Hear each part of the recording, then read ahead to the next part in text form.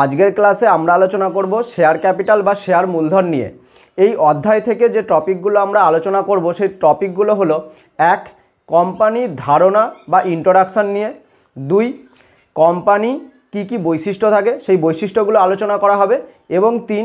অংশীদারি কারবার এবং কোম্পানির মধ্যে কি কি পার্থক্য লক্ষ্য করা যায় এই পার্থক্যগুলো নিয়ে আলোচনা করা হবে। তো প্রথমেই আমরা বলি যে কোম্পানি কি। কোম্পানি জানতে গেলে আমাদেরকে একটা ছোট্ট উদাহরণ নিতে হবে। যেমন ধরা যাক যে এ থেকে জেড 26 জন ব্যক্তি রয়েছে। এরা ঠিক করলো এরা এমন এক ধরনের কারবার তৈরি করবে, এরা 26 জন মিলে এমন এক ধরনের কারবার তৈরি করবে যেই কারবারটা আইন দ্বারাই তৈরি হবে এবং আইন দ্বারাই বন্ধ হবে, নয়তো এই কারবার তৈরিও হবে না, এই কারবার বন্ধও হবে না। এখন এই কারবারে যা কিছু ক্যাপিটাল থাকবে, এই অর্থাৎ যা কিছু মূলধন থাকবে সব কিসে বিভক্ত থাকবে? শেয়ারে বিভক্ত থাকবে। অর্থাৎ দেখা গেল আমরা ধরে নিলাম উদাহরণস্বরূপ সকলের কাছে 26 ভাগের 1 ভাগ করে শেয়ার রয়েছে। যেহেতু 26 জন মিলে এই কারবারটা তৈরি করছে, এই কারবারে যত শেয়ার রয়েছে তার 26 ভাগের 1 ভাগ প্রত্যেকের কাছে রয়েছে। এই শেয়ারগুলো চাইলে তারা পরবর্তীকালে অন্য কাউকে হস্তান্তরও করতে পারবে। এবং এই যে কারবারটা তৈরি হবে এটা আইনের চোখে কৃত্রিম ব্যক্তিরূপে গণ্য হবে, কৃত্রিম ব্যক্তিরূপে গণ্য হবে এবং এর পৃথক সত্তা থাকবে। অর্থাৎ এই যে 26 জন, এই 26 জন এই কারবার থেকে সম্পূর্ণ আলাদা হিসাবে আইনের চোখে গণ্য হবে। তাহলে এই ধরনের কারবারকে আমরা কি বলতে পারবো? এই ধরনের কারবারকে আমরা বলতে পারবো যৌথ মূলধনী কারবার বা কোম্পানি। এখন যদি প্রশ্ন আসে যে এটাকে আমরা ডেফিনেশন বা সংজ্ঞা আকারে কিভাবে উপস্থাপনা করব, তাহলে কিছু ব্যক্তি মিলে এমন একটি কারবার সংগঠন গড়ে তোলে যেটি আইন দ্বারাই তৈরি হয়, যেটি আইন দ্বারাই বন্ধ হয়, যার মূলধন শেয়ারে বিভক্ত এবং শেয়ার হস্তান্তর করা যায়। আইনের চোখে যার পৃথক সত্তা রয়েছে, কৃত্রিম ব্যক্তিরূপে গণ্য, পৃথক সিলমোহর থাকে, তাকে আমরা কোম্পানি বলি। তাহলে এইটুকুনি ধারণা আমাদের মনের মধ্যে বা মাথার মধ্যে রাখতে হবে। এখন এই ধরনের কোম্পানির ক্ষেত্রে আমরা কি কি বৈশিষ্ট্য লক্ষ্য করতে পারি সেই বৈশিষ্ট্যগুলো আমরা একে একে আলোচনা করব। তো প্রথমেই বলি যে কোম্পানির ক্ষেত্রে কি কি বৈশিষ্ট্য লক্ষ্য করা যায়। 1. মালিকানা। যে কোনো কোম্পানি দুই ধরনের হয়, একটা প্রাইভেট কোম্পানি এবং পাবলিক কোম্পানি, সেটা নিয়ে আমরা পরবর্তীকালে আরও বিস্তারিত আলোচনা করব। তো যে কোনো ধরনের কোম্পানি হোক, সেই কোম্পানির ক্ষেত্রে মালিক কারা হয়?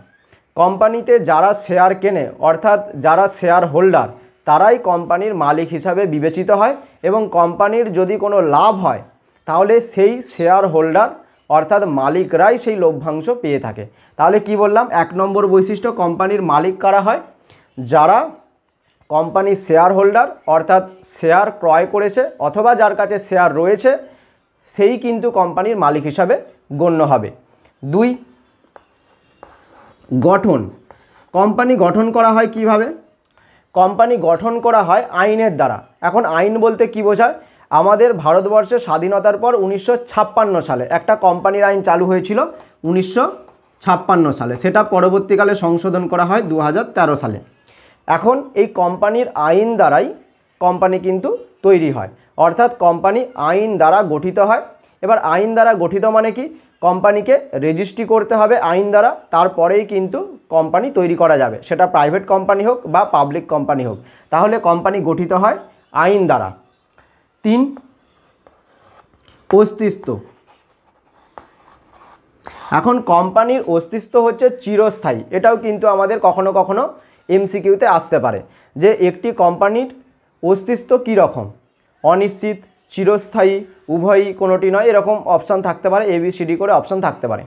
এখন আমাদের যে কোনো ধরনের কোম্পানি যদি থাকে, সেটা প্রাইভেট কোম্পানি হোক, সেটা পাবলিক কোম্পানি হোক, সেই ধরনের কোম্পানির অস্তিত্ব কিন্তু চিরস্থায়ী হয়। অর্থাৎ কোম্পানি যদি মালিক মারা যায়, কোম্পানির যদি মালিকানা পরিবর্তন হয়, পরিচালক যদি পরিবর্তন হয়, ব্যবস্থাপক যদি পরিবর্তন হয়, কোনো কিছুতেই কারবার বন্ধ হবে না যতক্ষণ না পর্যন্ত আইন দ্বারা সেই কোম্পানিটাকে বন্ধ করা হচ্ছে, ততদিন কিন্তু কোম্পানির কাজকর্ম চলতে থাকবে। আর কি বৈশিষ্ট্য পাই? 4 নম্বর, পরিচালনা। এখন কোম্পানি পরিচালনা কারা করে? কোম্পানির মালিকরা কিন্তু কোম্পানি পরিচালনা করে না। ধরা যাক আমি কোনো কোম্পানির শেয়ার কিনলাম, তাহলে আমি সেই কোম্পানির মালিক হিসাবে গণ্য হব। সেটা যতগুলোই শেয়ার হোক না কেন, 10টা 20টা 30টা যতগুলোই শেয়ার হোক না কেন, আমি যদি কোনো কোম্পানির শেয়ার কিনি তাহলে ওই অত সংখ্যক শেয়ারের জন্য আমি মালিক হিসাবে গণ্য হব। এখন আমাকে কিন্তু কোম্পানি পরিচালনা করতে যেতে হবে না। তাহলে কোম্পানি পরিচালনা কারা করবে? কোম্পানির মালিকরা পরিচালনা করে না। কোম্পানির পরিচালনা কারা করে? মালিকরা ভোটদানের মাধ্যমে, অর্থাৎ যারা শেয়ার হোল্ডার তারা কি করে? তারা ভোট দানের মাধ্যমে একটা পরিচালন কমিটি বা পরিচালন বডি তৈরি করে, যারা হচ্ছে মালিকের হয়ে এই কোম্পানিকে বা এই যৌথ মূলধনী কারবারকে পরিচালনা করে থাকে। আর কি কি বৈশিষ্ট্য আমরা দেখতে পাই? নামকরণ। নামকরণ, এখন কোম্পানি আমাদের দু প্রকার হয়ে থাকে, একটা প্রাইভেট কোম্পানি, একটা পাবলিক কোম্পানি। এখন প্রাইভেট কোম্পানির নামের শেষে পিভিটি এলটিডি এই কথাটা লেখা থাকবে। যদি কোনো কোম্পানি প্রাইভেট কোম্পানি হয়, পিভিটি ডট এলটিডি, এর পুরো নাম কি বা ফুল ফর্ম কি? Private limited. আর যদি কোনো কোম্পানি সর্বজনীন কোম্পানি হয় তাহলে তার নামের শেষে থাকবে লিমিটেড। যেমন দেখা গেল সাঁতরা পাবলিকেশন প্রাইভেট লিমিটেড, অর্থাৎ এটা একটি প্রাইভেট কোম্পানি। আবার দেখা গেল রিলায়েন্স লিমিটেড, অর্থাৎ রিলায়েন্স হচ্ছে একটি সর্বজনীন কোম্পানি। অর্থাৎ কোম্পানির নামের শেষে একটি প্রাইভেট কোম্পানি হলে প্রাইভেট লিমিটেড আর সর্বজনীন কোম্পানি হলে লিমিটেড কথাটি উল্লেখ থাকবে। আর কি আমরা বৈশিষ্ট্য দেখতে পারি? যে কোম্পানির ক্ষেত্রে শিলমোহর। শিলমোহর, এখন শিলমোহর জিনিসটা কি? যাকে আমরা বলি স্ট্যাম্প। এখন কোম্পানি আইনের চোখে যেহেতু কৃত্রিম ব্যক্তিরূপে গণ্য হয়, অর্থাৎ কোম্পানির মালিক আলাদা এবং কোম্পানি আলাদা। কোম্পানি নিজের কাজকর্ম নিজেই চালাতে পারে। কোম্পানি হয়ে কোনো কোম্পানি অন্য কোম্পানির সাথে যদি কোনো কেস হয় তাহলে সেখানে কোম্পানির মালিকরা কোনো জড়িত থাকে না। কোম্পানির সাথে কোম্পানিরই কেস হচ্ছে, সেখানে মালিকরা শেয়ার হোল্ডাররা জড়িত থাকে না। কোম্পানির নামেই যে কোনো কাজকর্ম চালাতে পারে। তাহলে কোম্পানি সেক্ষেত্রে একটা শিলমোহর থাকে, যেটা কোম্পানির স্বাক্ষর হিসাবে গণ্য হয়। মানুষ যেমন সই করতে পারে, কোম্পানি একটা কৃত্রিম ব্যক্তি, মানুষের মতো রক্ত মাংসে গড়া ব্যক্তি নয়, তাই কোম্পানি হচ্ছে কি সই করতে পারে না, তাই কোম্পানির স্ট্যাম্প থাকে, অর্থাৎ কোম্পানির শিলমোহর কিন্তু থাকে। কোম্পানির ক্ষেত্রে আমরা আর কি লক্ষ্য করতে পারি? কৃত্রিম ব্যক্তি। কৃত্রিম ব্যক্তি রূপে গণ্য হয়। আর পৃথক সত্তা রয়েছে। পৃথক সত্তা, যে কোম্পানি আইন দ্বারা তৈরি হয় এবং আইনের চোখে কৃত্রিম ব্যক্তিরূপে গণ্য হয়। এখন কৃত্রিম ব্যক্তি বলতে কি? আমরা যেমন মানুষ, আমাদের রক্ত মাংস রয়েছে, কোম্পানি হচ্ছে আইন দ্বারা তৈরি এক ধরনের মানুষ যার রক্ত মাংস নেই, কিন্তু মানুষের মতোই কার্যকলাপ সে করতে পারে। কিন্তু যেখানে দেখা যায় যে ভারতের সংবিধানে সে ভোট দিতে পারবে না, কিন্তু সে হচ্ছে তার নিজস্ব কাজকর্ম করতে পারে, নিজস্ব নামে যে কোনো ডিল ফাইনাল করতে পারে, যে কোনো লেনদেন নিজের নামে করতে পারে। অর্থাৎ আইনের চোখে মালিক এবং কোম্পানিকে দুটোকে আলাদা করে দেখা হয়, যেটা আমরা পৃথক সত্তা বলি, এবং আইনের চোখে এই কোম্পানিকে কি করা হয়? কৃত্রিম ব্যক্তিরূপে গণ্য করা হয়। আর কোম্পানির শেয়ার রয়েছে। 8 নম্বর বৈশিষ্ট্য আমরা দিতে পারি শেয়ার, যে কোনো কোম্পানি হোক না কেন সেই কোম্পানির ক্ষেত্রে শেয়ার থাকে। এখন শেয়ার বিষয়টা কি? যে কোম্পানির যে মূলধন যেটা নিয়ে কোম্পানি চালু করে তাকে বলা হয় অনুমোদিত মূলধন বা নিবন্ধিত মূলধন। এই মূলধনকে কয়েকটা ছোট ছোট ভাগে ভাগ করা হয়। দেখা গেল যে কোনো কোম্পানির অনুমোদিত মূলধন 1 লাখ টাকা এবং কোম্পানি এটাকে 1 লাখ ভাগেই ভাগ করলো, তাহলে প্রতিটা ভাগের দাম কত হবে? 1 টাকা করে। তাহলে কোম্পানির 1 লাখ শেয়ার রয়েছে এবং প্রতিটা শেয়ারের দাম হচ্ছে 1 টাকা করে। তাহলে কোম্পানির অনুমোদিত মূলধন যে ছোট ছোট অংশে ভাগ থাকে তাকে বলা হয় শেয়ার। এখন শেয়ার প্রতিটা কোম্পানির ক্ষেত্রে থাকা বাধ্যতামূলক। ঘরোয়া কোম্পানি হোক, সর্বজনীন কোম্পানি হোক, শেয়ার কিন্তু প্রতিটা কোম্পানিতে থাকে। তাহলে আমরা কি বুঝলাম? যে কোম্পানির মালিক কারা? যারা কোম্পানির শেয়ার কেনে তারা হচ্ছে কোম্পানির মালিক। কোম্পানি গঠন কিভাবে হয়? আইন দ্বারাই গঠিত হয়। সেটা ভারতীয় কোম্পানি আইন দ্বারা রেজিস্ট্রি করে নিবন্ধন করে তারপরেই কোম্পানি কিন্তু চালু করা যায়। কোম্পানির অস্তিত্ব হচ্ছে চিরন্তন, যে কোম্পানি যে কোনো সময় বন্ধ হবে না, আইন চাইলে তবেই কোম্পানি বন্ধ হবে, নয়তো কোম্পানির মালিক, শেয়ার হোল্ডার, ব্যবস্থাপক, পরিচালক যা কিছু পরিবর্তন হয়ে যাক না কেন কোম্পানি কিন্তু চলতেই থাকবে। পরিচালনা, কোম্পানির যারা শেয়ার হোল্ডার তারা ভোটের মাধ্যমে একটা পরিচালন কমিটি বা পর্ষদ বা বোর্ড তৈরি করে, যারা কোম্পানিটাকে পরিচালনা করে। নামকরণ, প্রাইভেট কোম্পানি হলে নামের শেষে থাকে প্রাইভেট লিমিটেড বা পিভিটি এলটিডি, আর সর্বজনীন কোম্পানি হলে নামের শেষে থাকে এলটিডি। আর কি দেখলাম? শিলমোহর, যে কোম্পানি নিজের কাজ নিজেই করতে পারে, কিন্তু কোম্পানি নিজে তো আর সই করতে পারবে না, তার জন্য কি থাকে? একটা স্ট্যাম্প থাকে। এটা মানে কি, যে কোম্পানি স্বাক্ষর করেছে। কৃত্রিম ব্যক্তি এবং পৃথক সত্তা রয়েছে। আইনের চোখে কোম্পানি কৃত্রিম ব্যক্তিরূপে গণ্য হয় এবং কোম্পানি এবং তার মালিকের থেকে সম্পূর্ণ আলাদা পৃথক সত্তা রয়েছে।